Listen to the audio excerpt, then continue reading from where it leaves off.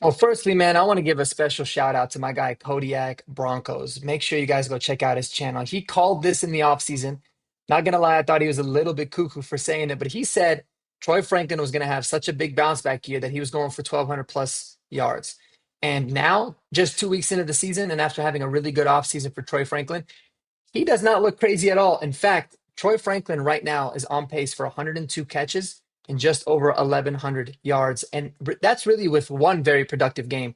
Week one, he was a little bit more quiet.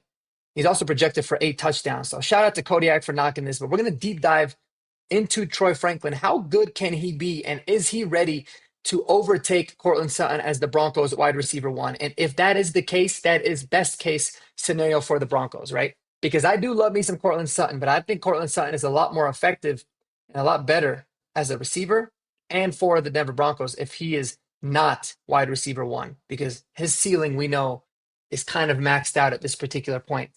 Like and subscribe, guys. Let's get right into it. Shout out to Player Profiler for this awesome content that they have because they have really wonderful numbers. So, as you guys are able to see right now, some things with Troy Franklin that really stand out to me. Firstly, he's leading the team in targets with 15, right? Is that a whole lot? He's averaging, 7.5 targets per game. Not really, but that's impressive because the Broncos offense, I think, is in its infancy stages right now in terms of the capabilities that they have.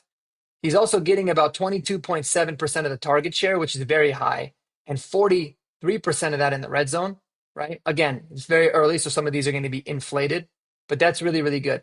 But even more importantly, 81.7% route participation, that's big. Because basically what that's saying is that whenever there are routes being run, he's one of the receivers running it 81.7% of the time. And 72.9% of the snap share. And I only anticipate that going up and up because he is being utilized all over the field right now in the slot and also on the outside. So those are all big positives. Another big thing with him that stands out to me is his target separation. This is something that he was a very elite at with the numbers last year in 2024.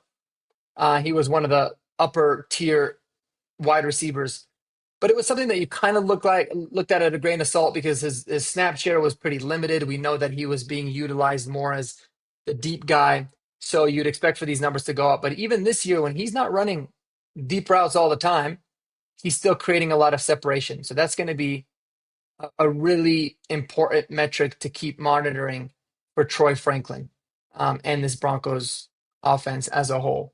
But that all being said, man, I think what Troy Franklin has shown, right, going from year one to year two, he showed up this year a lot more confident, a lot stronger, like he had talked about, but he still has that quickness and that explosion.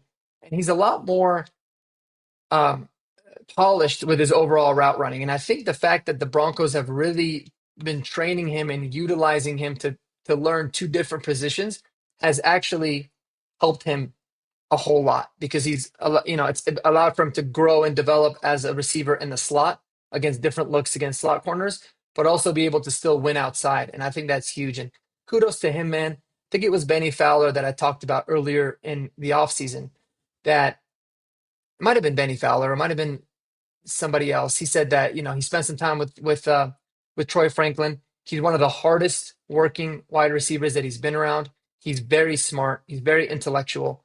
So that all is working very much in his benefit up to this point. Just his work ethic and his ability to want to learn has been huge. And he's also a very young player. This guy wasn't even 21 years old when he was drafted, and or maybe he just turned 21. That all being said, he was very young, and there was still a lot of maturing and developing in every way for him. And so that's why I feel like you got a really mature player who's developing. And I really believe that he is just scratching the surface of his potential. So yes, it's only 2 weeks into the season. I get that. We don't want to jump to any kind of conclusions. But the way that it's trending right now, I'm pretty confident to say that Troy Franklin will be the Broncos wide receiver one come November, December football. So we will see. We will see. And that is, again, that is best case scenario for somebody like Troy. Looking good in that number 11, man. He's got the experience working with Bo Nix, and that's all something that's really worked to his benefit as well.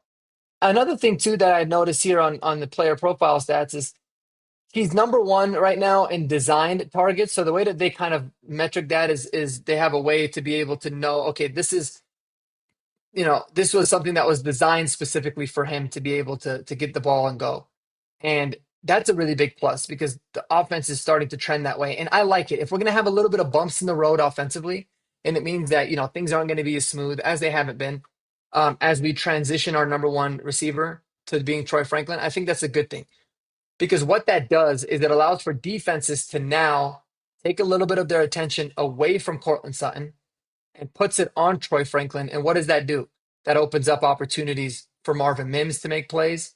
That opens up opportunities for Pat Bryant to make plays in the snaps that he starts to get. And I can see those snap numbers going up.